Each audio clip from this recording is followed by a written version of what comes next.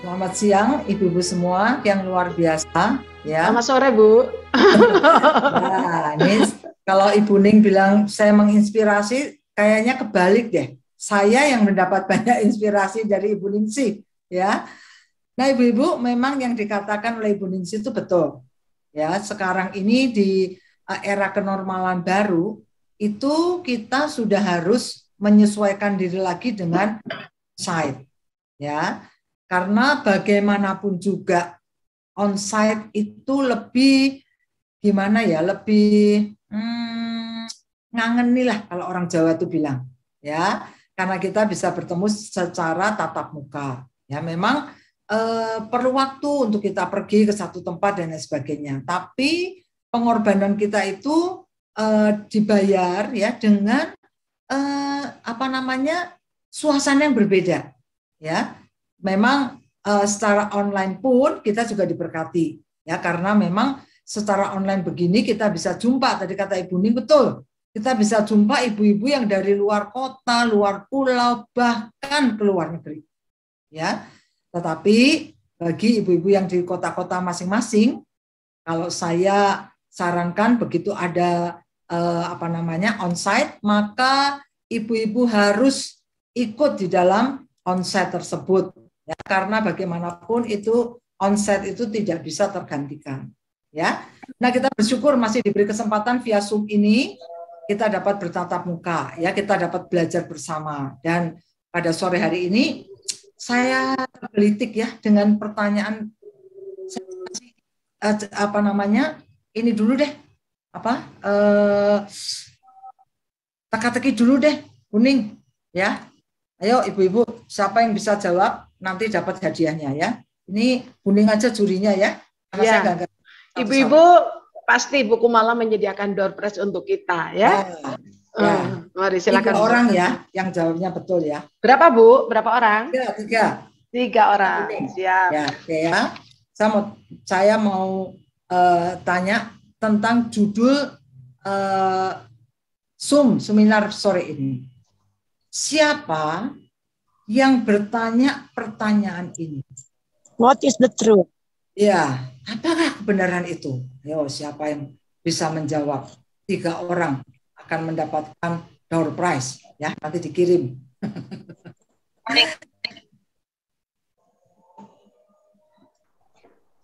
Ada? Halo. Ya, siapa nih? Ya, Kebenaran betul. Ibu Foni Samuel 1, betul. Ya, rupanya kalau Ibu Foni 1 kebenaran itu aku. Kebenaran itu adalah dicatat ya, di chat ya. Iya, ditulis di chat. Ya, siapa yang jawab? Ada Ibu Foni, ada Ibu Deni Mariani. Kebenaran itu Tuhan Yesus mengatakan apa? What is the truth? Siapakah kebenaran itu? Ada lagi? Saya hitung sampai 10. 2, 3,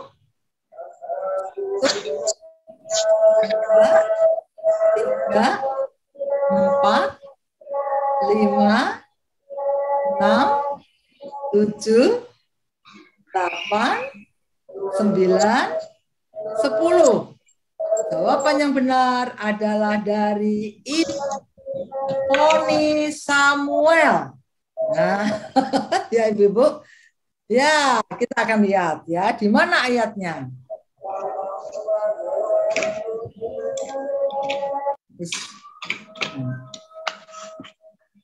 Bentar ya. Nah, kalau ibu baca di dalam Yohanes 18 ayat 38a ya,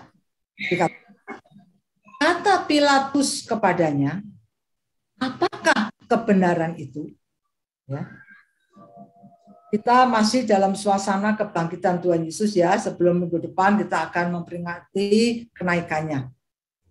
Ibu sekalian, pertanyaan ini sungguh menggelitik saya.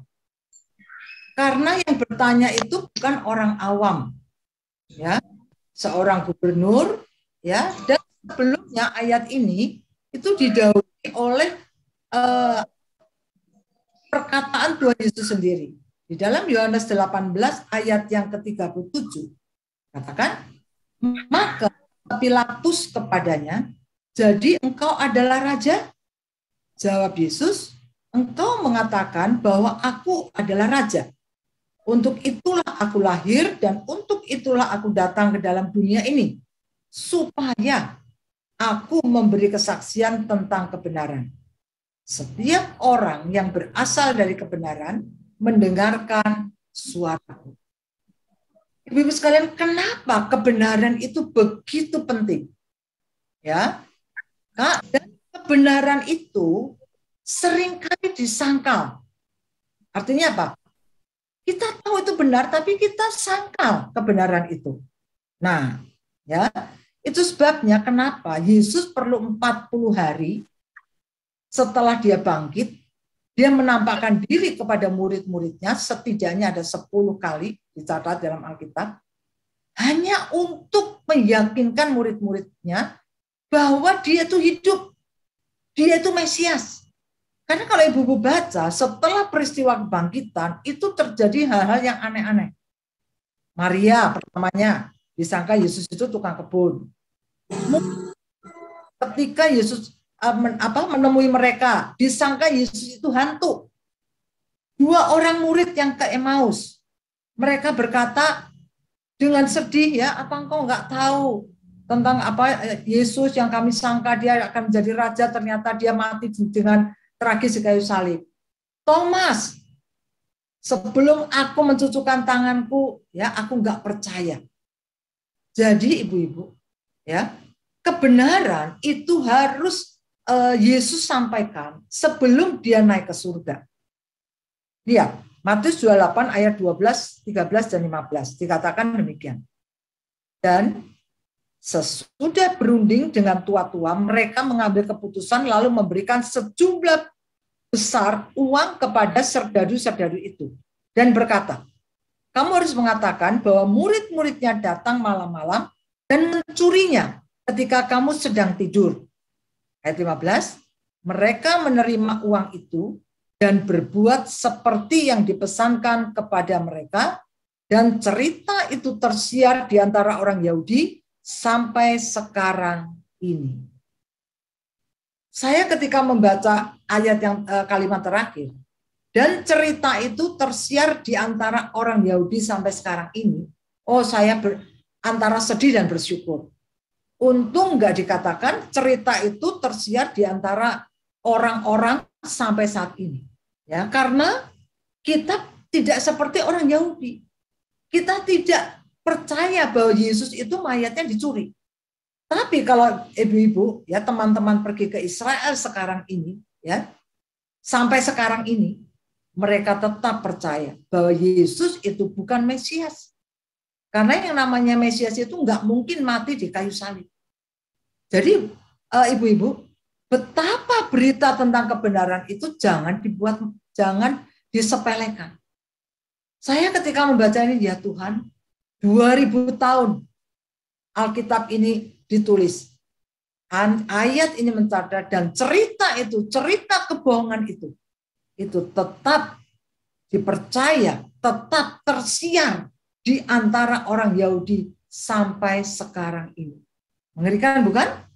Sekarang ini, ibu-ibu, ya, ketidakbenaran dan kebenaran itu bedanya tipis banget. Apa yang sedang trending saat ini, trending topik saat ini?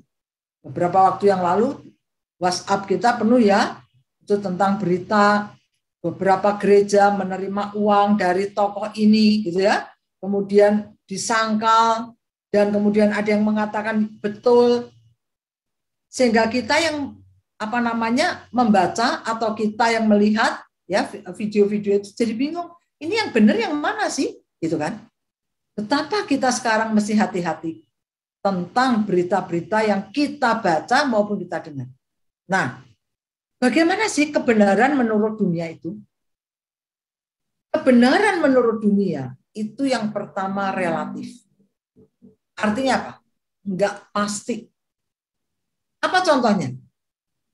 Ketika seorang koruptor ditangkap karena suap, dia suka ngaku enggak? Enggak. Dia bilang, saya enggak terima suap kok. Itu gratifikasi. Ya, Itu uang tanda terima kasih. Saya emang nggak terima suap, gitu ya. Jadi itulah kebenaran menurut dunia. Jelas-jelas suap, ya. Tapi dikatakan itu uang terima kasih, bukan suap. Relatif. Kemudian apa? Tidak konsisten kebenaran menurut dunia. Ya, dikatakan nih ada aturan. Kalau sebuah gereja mau mendapatkan izin, ya perlu tanda tangan 90 warga yang ada di sekitar gereja tersebut. Itu aturannya. Tapi dalam kenyataannya, walaupun sudah ada 90 tanda tangan warga, tetap aja izin itu tidak dijalankan.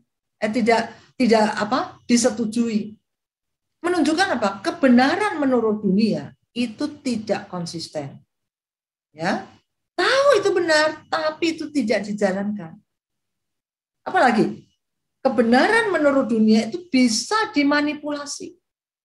Saya punya staf di kantor, ya tadinya nggak kerja di saya, kerja di salah satu perusahaan yang gajinya sudah besar, tapi dia keluar, ya. Ketika kerja di saya, ya saya ditanya oleh suami saya, kenapa kamu keluar? Padahal di tempat yang lama itu gajinya lebih besar. Dia katakan, Pak, betul. Di tempat pekerjaan saya yang lama itu sebetulnya saya nggak ada masalah apa-apa, Pak. Ya, perusahaannya juga berjalan dengan baik, gitu ya. Saya juga sebetulnya tuh betah. Cuman yang mengusik hati nurani saya itu ketika saya disuruh membuat pembukuan ganda. Itu yang saya nggak bisa terima, Pak. Itu yang membuat saya tuh nggak damai.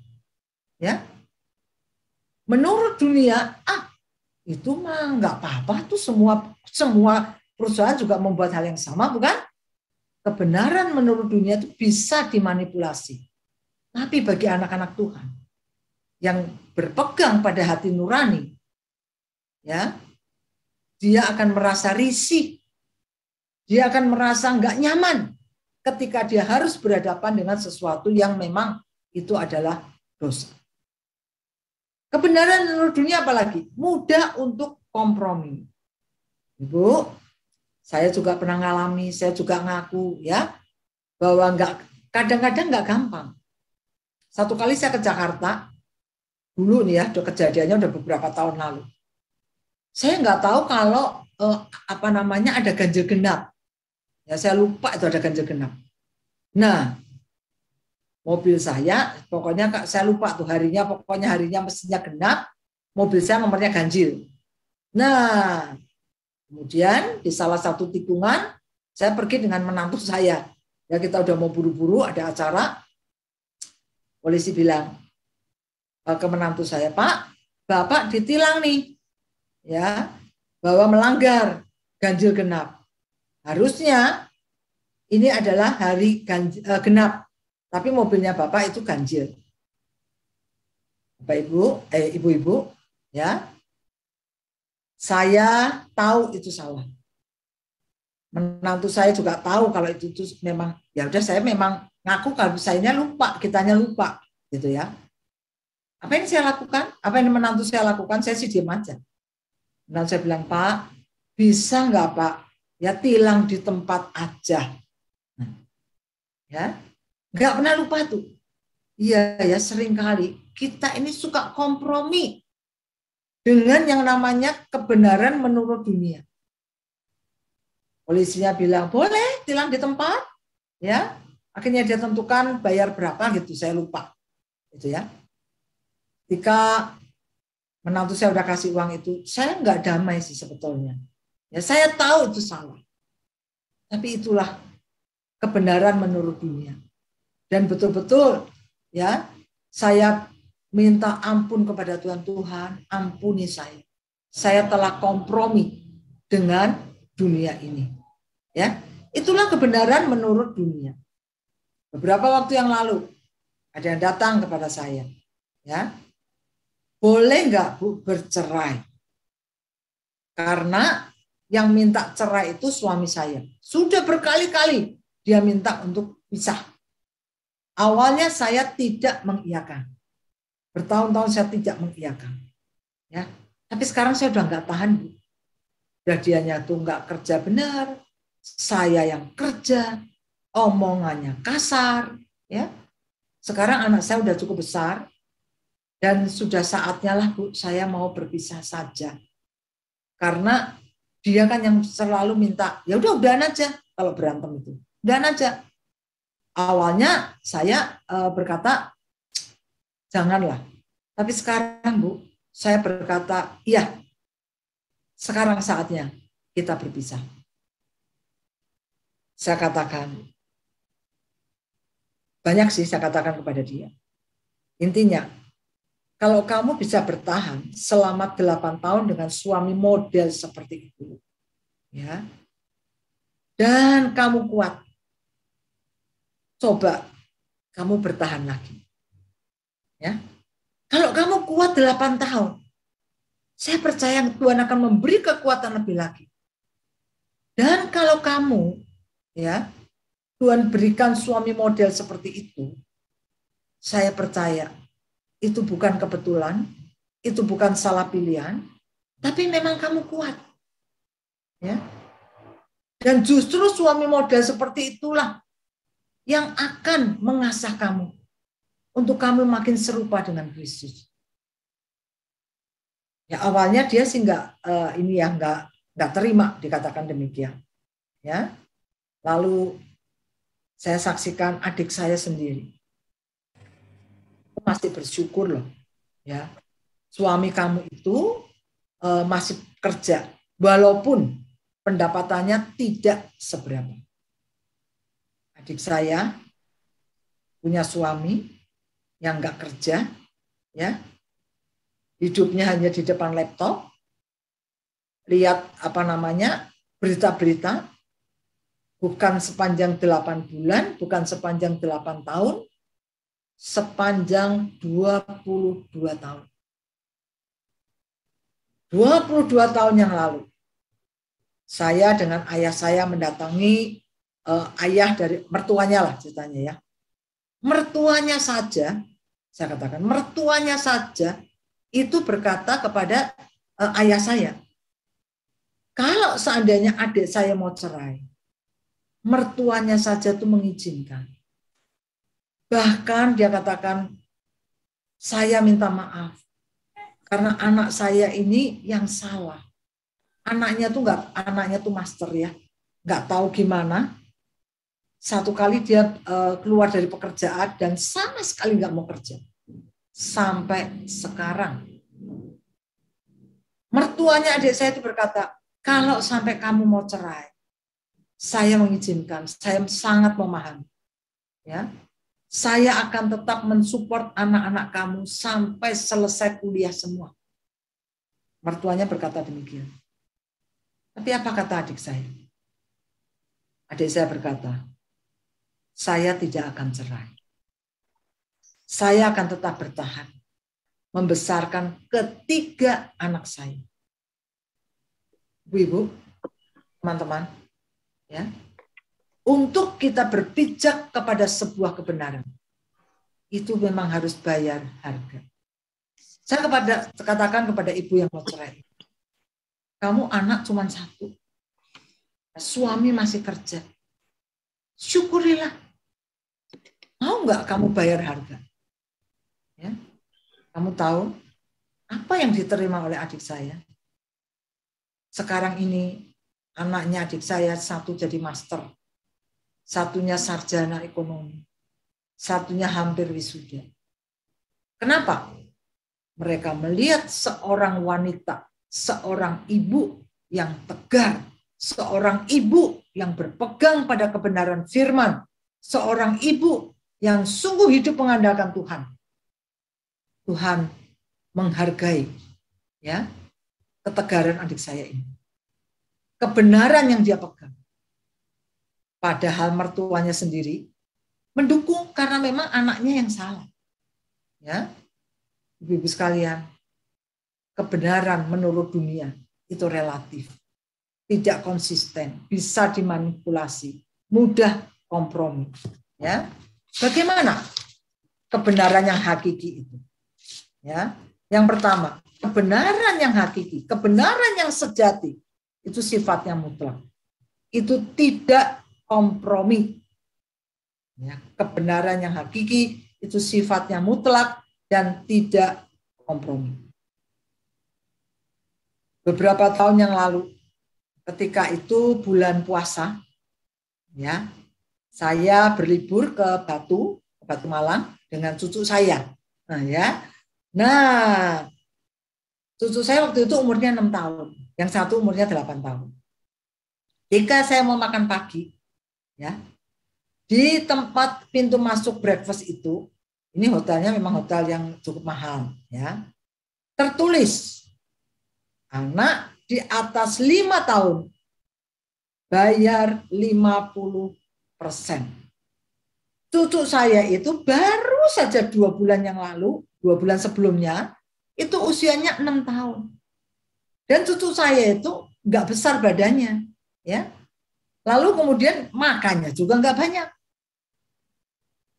Ibu, ya teman-teman, kalau teman-teman jadi saya, apa yang terbersit, ya?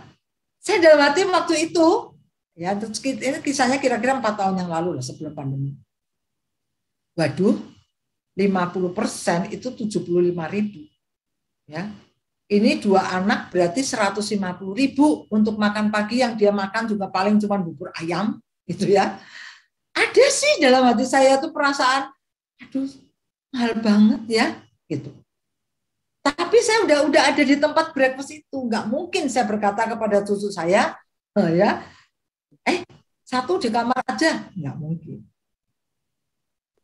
Hidup di dalam kebenaran itu kita hidup di dalam ujian hati nurani, ya, sifatnya mutlak tidak kompromi.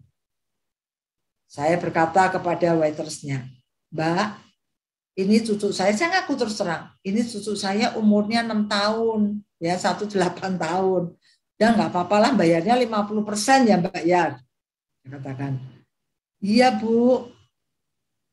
Kemudian udah nggak apa-apa lah Mbak. Kita duduk, ya, ambil makanan. Mbaknya menghampiri kami nggak lama kemudian. Terus dia bilang gini, Bu, udah bayarnya yang 50% 1 orang aja Bu. Tuh, ibu-ibu, ya, 1 orang aja. Nah, memang sekamar itu kan saya, suami, nah anak saya di kamar yang lain. Ini cucu saya pas dititipin ke saya untuk makan pagi. Aduh, ketika dia berkata bayarnya 50% 1 aja Bu. Saya berkata puji Tuhan, terima kasih Tuhan, ya. Kalau kita mau hidup dalam kebenaran, maka Tuhanlah yang akan menjadi pembela kita. Jadi ibu-ibu, kalau saat ini saya nggak tahu apa yang menjadi pergumulan, ya, saudara teman-teman, ibu-ibu sekalian, mungkin kita hidup dalam kebenaran, disalah mengerti, difitnah, ya, dihakimi. Tenang, ibu. Ada sang pembela agung, yaitu Tuhan sendiri. Percayalah, kebenaran itu akan muncul seperti terang. Ya, Ibu ini sudah berkata, ya, bahwa kebenaran itu mendatangkan damai sejahtera. Yang kedua, kebenaran itu harus diuji. Dan standarnya itu adalah firman Tuhan. Ibu-ibu. Kita sebagai wanita, ya, saya nggak tahu ya kalau mungkin kita nggak ada yang ngalamin seperti saya, ya. Maksudnya gini, banyak orang Kristen sudah jadi Kristen, tapi masih percaya tentang tradisi atau tahyul, ya. Dan itu diterima mentah-mentah. Ini kejadian yang baru aja, beberapa bulan yang lalu ketika Imlek, ya, seorang teman saya, anggota komsel saya ada yang meninggal. Sehingga pas dari Imleknya ada kebaktian, teman-teman saya, aduh Ci, saya nggak bisa datang ya, soalnya kalau pas Imlek datang ke rumah duka tuh kayak katanya sih nggak bagus artinya. Orang Kristen loh Ibu, anggota komsel saya. Ya udah nggak apa-apa, ya soalnya tuh kan hari makan-makan keluarga, boleh silakan nggak datang juga nggak apa-apa. Ada lagi yang berkata, ya, Ci, saya nggak datang ya, saya mau datang ya, tapi saya nggak pakai baju hitam. Karena waktu itu saya bilang kalau yang bisa datang pakai baju hitam kita mau nyanyi. Saya nggak pakai baju hitam ya, karena menurut tradisi kalau Imlek itu harus pakai bajunya warnanya merah, gitu ya. Jadi nggak boleh hitam. Dan saya pakai bajunya warnanya warna yang lain aja. Ya. Saya tuh cuma berpikir ya, apa hubungannya gitu ya, warna baju dengan ibadah Imlek, ibadah kedukaan gitu loh, ibu-ibu. Nah itu tuh banyak sekali tradisi ya yang kita saat ini saya nggak tahu, saya berharap kita nggak ada yang percaya tentang tradisi-tradisi yang berkaitan dengan tahyul yang sebetulnya nggak ada di firman Tuhan, ya. Tapi itu kita yakini sebagai sebuah kebenaran, ya. Yang mau mantu, punya anak 3, ya. Itu terjadi di saya juga. Karena dulu ayah saya itu belum Kristen. Adik saya mau menikah terlebih dahulu karena suaminya mau berangkat ke Amerika. Jadi adik saya ceritanya harus menikah dulu. Tapi ayah saya itu percaya bahwa anak sulung itu tidak boleh dilangkahi. Ya, saya nggak tahu ibu-ibu di sini. Ya, mungkin satu kali Ibu Ning bisa nih ya mengundang pembicara khusus tentang kekristenan dan tradisi. Karena banyak sekali orang Kristen yang masih percaya tradisi, yang tidak tidak udah tahu kebenaran, tetapi dia tidak melakukannya, ya. Dan itu ya ibaratnya ditoleransi lah, gitu ya. Nah itu anak sulung nggak boleh dilangkai, sehingga waktu itu saya diburu-buru suruh menikah dulu karena adik saya mau menikah berikutnya, ya. Nah yang ketiga apa? Kebenaran itu harus konsisten. Kalau dunia menganut kebenaran itu tidak konsisten, tapi kekristenan, kebenaran itu harus konsisten. Diusahakan terus-menerus. Ya. Kebenaran itu tidak boleh kompromi. Yang namanya dosa itu adalah dosa. Nah, untuk itu kita harus terus-menerus konsisten melakukan apa yang namanya itu kebenaran. Kenapa? Kita harus berpegang pada kebenaran. Ya, mau nggak mau, sadar nggak sadar, kita ini sudah hidup di hari-hari terakhir. Lihat 2 Timotius 3 ayat 1 dan 2. Ketahuilah bahwa pada hari-hari terakhir akan datang masa yang sukar. Manusia akan mencintai dirinya sendiri dan menjadi hamba uang. Mereka akan membual, menyombongkan diri, menjadi pemfitnah, berontak terhadap orang tua, tidak tahu berterima kasih, dan tidak memperdulikan agama. Ini yang terjadi di akhir zaman. Itu sebabnya berita-berita sekarang sangat miris, ibu-ibu sekalian. Ya, yang kedua apa? Ajaran sesat. Ya, dikatakan sebab Mesias palsu, nabi-nabi palsu akan muncul dan mereka akan mengadakan tanda-tanda yang dahsyat dan mujizat-mujizat sehingga sekiranya mungkin mereka menyesatkan orang-orang pilihan juga. Saya percaya ibu-ibu juga pasti banyak mendapatkan berita-berita di WhatsApp kita. Video-video. Ya, belum lama ini teman saya di grup Komsel, dia mengatakan, ini benar nggak ya?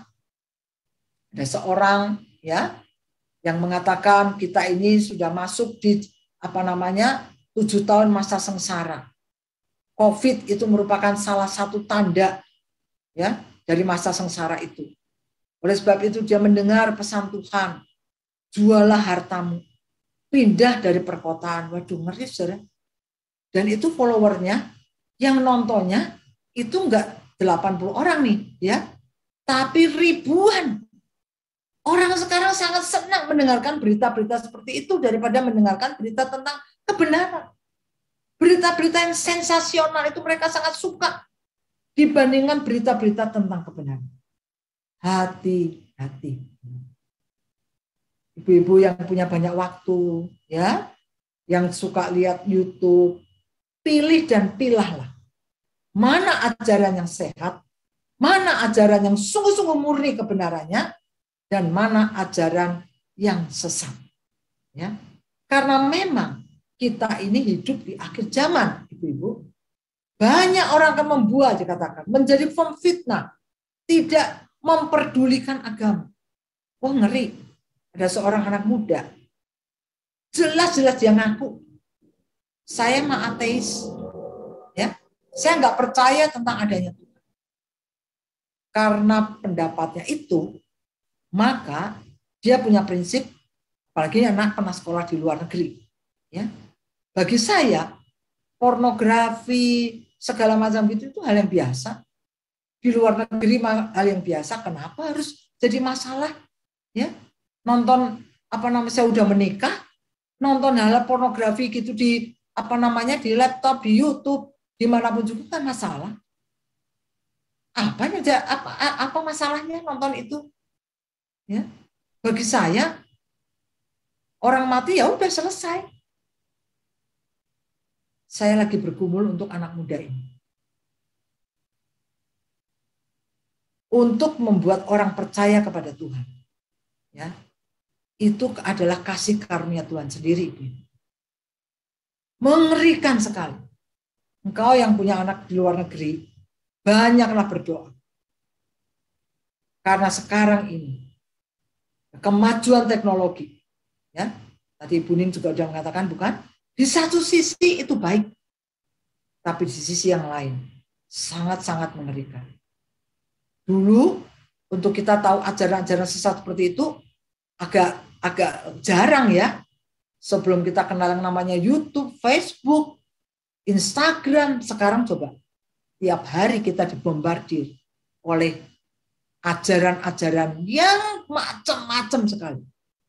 Kalau kita tidak berpegang pada kebenaran yang sebenarnya, ya, menurut firman Tuhan, jangan-jangan iman kita satu kali juga akan dibuat bimbang. Benar nggak ya Tuhan itu juru selamat? Ya. Benar nggak ya Tuhan itu masih bisa menyembuhkan sakit penyakit kita? Ibu, oleh sebab itu berpeganglah pada kebenaran, dan standarnya itu adalah firman Tuhan. Ada 3 tipe orang Kristen, ya, yang tipe Pilatus. Yang pertama, tahu tapi pura-pura tidak tahu. Lukas 23 ayat 22. Kata Pilatus untuk ketiga kalinya, ya, kepada mereka, kejahatan apa sebenarnya telah dilakukan orang ini? Tidak ada suatu kesalahan pun yang kudapati padanya yang setimpal dengan hukuman mati. Jadi aku akan menghajar dia lalu melepaskannya. Pilatus tahu nggak kebenaran Yesus nggak salah? Tahu, Ibu-ibu. Dikatakan sampai 3 kali dia ngomong, dia tuh kejahatannya apa? Yesus tuh nggak salah. Dia bukan perampok, pembunuh, pencuri, bukan. Kejahatan apa? Banyak kita tahu kebenaran, tapi kita pura-pura tidak tahu. Cari mantu, ya. Tahu sih, harusnya dengan orang yang seiman. Tapi Bu, gimana ya? Kita kan juga bisalah berdoa supaya orang yang nggak seiman itu kita injili sampai jadi seiman. Hati-hati Ibu-ibu. Ya. Jangan hanya karena melihat karena dia pinter, bertitel, dia kaya, lalu dengan mudah kita merelakan anak kita berpasangan dengan orang yang tidak seiman. Jangan pernah itu. Harga yang harus dibayar itu mahal sekali. Contoh adik saya yang tadi saya katakan. Ya, suaminya bukan orang Kristen. Itu sebabnya harga yang harus dibayar sangat-sangat mahal. Tahu kebenaran, tapi pura-pura tidak tahu. Mari kita belajar untuk kita bukan jadi Kristen tipe seperti ini. Yang kedua apa? Tahu, tapi tidak mau tahu. Matius 27 ayat 24 di situ dikatakan, ketika Pilatus melihat bahwa segala usaha akan sia-sia, malah sudah mulai timbul kekacauan, Ia mengambil air dan membasuh tangannya di hadapan orang banyak dan berkata, aku tidak bersalah terhadap darah orang ini. Itu urusan kamu sendiri. Wah, kelihatannya kita ini ya, apa namanya, Pilatus menganggap aku kan nggak salah, ya, itu urusan mereka. Lalu dia apa yang dia lakukan? Dia cuci tangan, dia membasuh tangannya. Dosa apa dosa, ibu-ibu? Dosa adalah tetap dosa, ya. Kelihatannya aku mah nggak ikut menyalibkan. Siapa bilang? Tahu kebenaran, tapi tidak mau tahu. Tiap pagi kita tahu, ya, kita harus doa, harus saat teduh, ya. Tapi ketika bangun pagi, aduh, ya, seringkali bukan begitu bangun pagi, ya, bukan cari Tuhan dulu, lihat WA, terus berkepanjangan. Nah, ya, harusnya saya tahu nih, saya harus doa, tapi kita matikan hati nurani kita. Kita nggak mau tahu. Sehingga hari itu kita miss untuk saat itu. Itu Kristen tipe Pilatus. Tahu, tapi tidak mau tahu. Ya. Yang ketiga apa? Tahu, tapi tidak melakukan. Lukas 23 ayat 24 dan 25 dikatakan, lalu Pilatus memutuskan supaya tuntutan mereka dikabulkan. Dan ia melepaskan orang yang dimasukkan ke dalam penjara karena pemberontakan dan pembunuhan itu sesuai dengan tuntutan mereka. Tetapi Yesus diserahkan kepada mereka untuk diperlakukan semau-maunya. Ya, tahu sih sebetulnya bercerai itu nggak boleh. Ya. Saya banyak sekali itu pertanyaan seperti ini. Tante nggak ngalami sih apa yang saya alami. Saya katakan betul, saya nggak ngalami seperti yang kamu alami. Tapi saya tetap berpegang pada kebenaran firman Tuhan. Bahwa Tuhan itu membenci perceraian. Ya. Tapi banyak orang yang tetap akhirnya melakukan perceraian itu. Ibu-ibu, ya, saya tahu tidak mudah. Mungkin ibu-ibu juga pernah mengalami ketika ada orang, mungkin menantu, ya, tetangga, konseling, ya. Bu, suami saya tuh suka KDRT. Suami saya itu nggak kerja. Ya, saya memutuskan, Bu, untuk lebih baik bercerai. Nah, masalahnya di dalam ayat firman Tuhan itu, ya, ketika Tuhan berkata 2 menjadi 1, itu yang memisahkan bukan pengadilan. Yang boleh memisahkan itu hanyalah maut. Nah, terus gimana, Bu? Ibu, Tuhan menciptakan wanita itu sebagai penolong, bukan?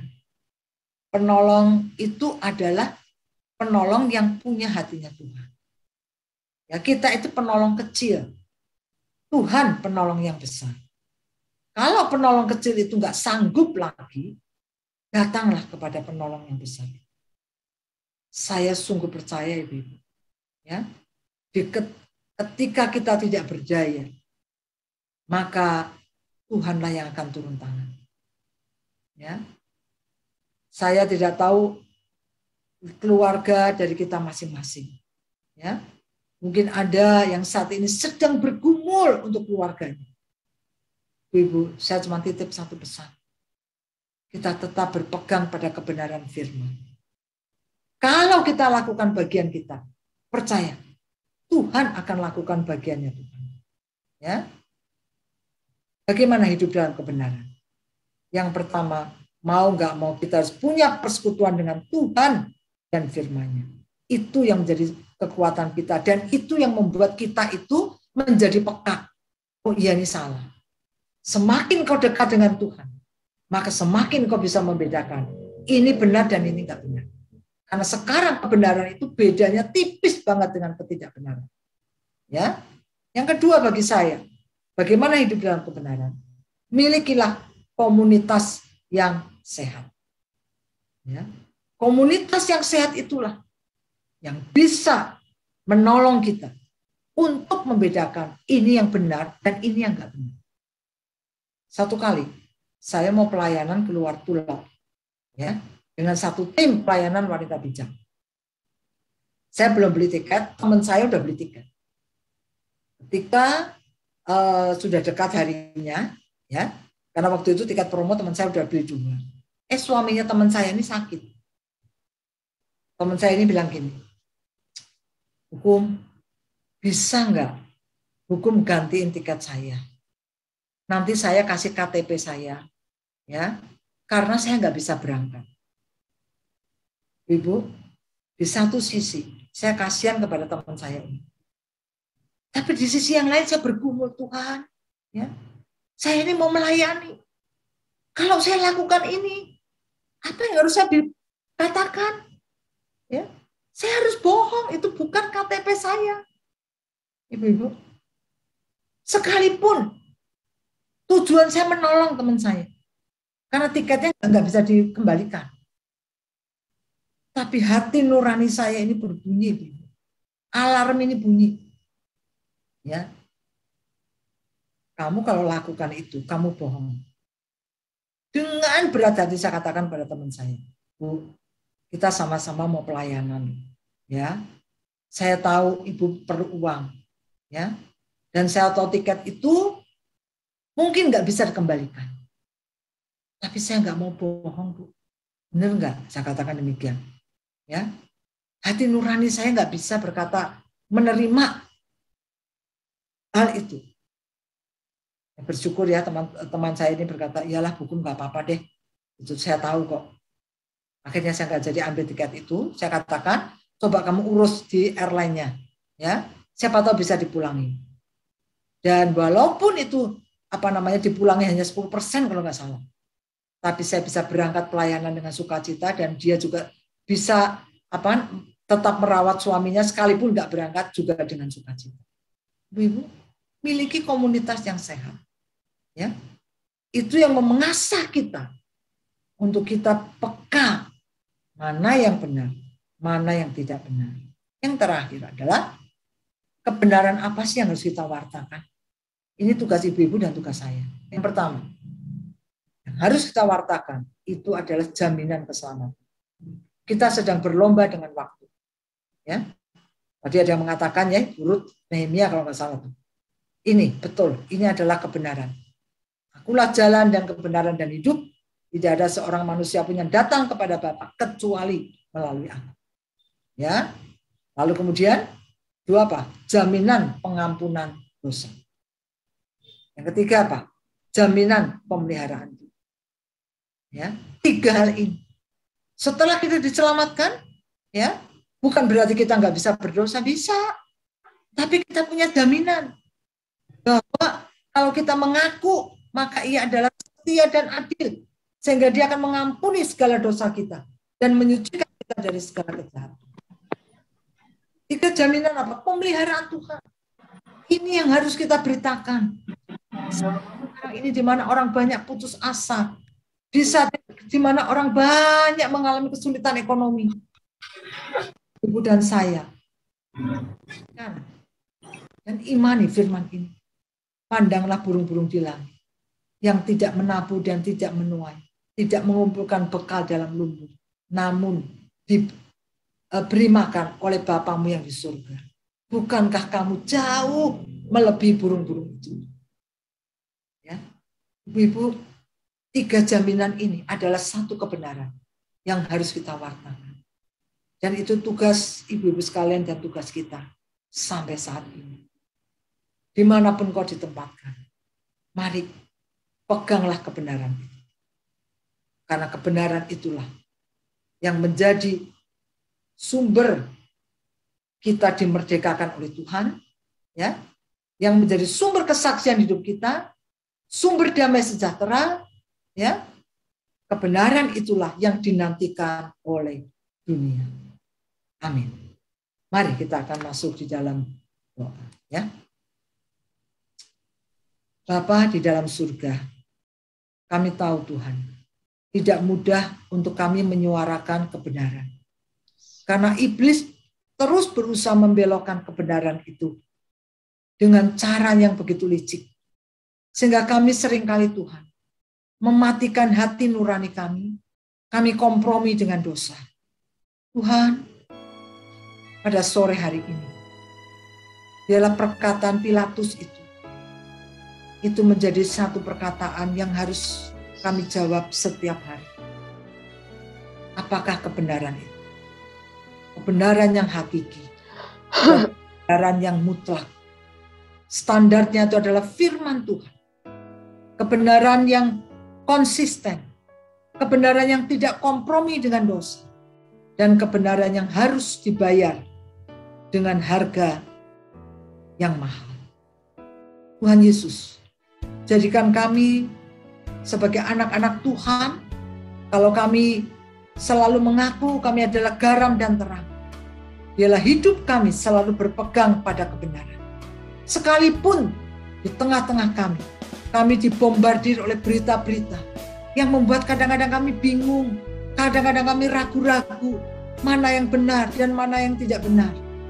Tuhan, berikan kami senantiasa roh hikmat, untuk kami boleh mengerti kebenaran yang sebenarnya, yang sesuai dengan firman Tuhan. Itu yang kami pegang. Jadikan kami menjadi pewarta kebenaran Tuhan. Memberitakan bahwa ada jaminan keselamatan. Memberitakan bahwa ada jaminan pengampunan. Memberitakan bahwa ada jaminan pemeliharaan Tuhan.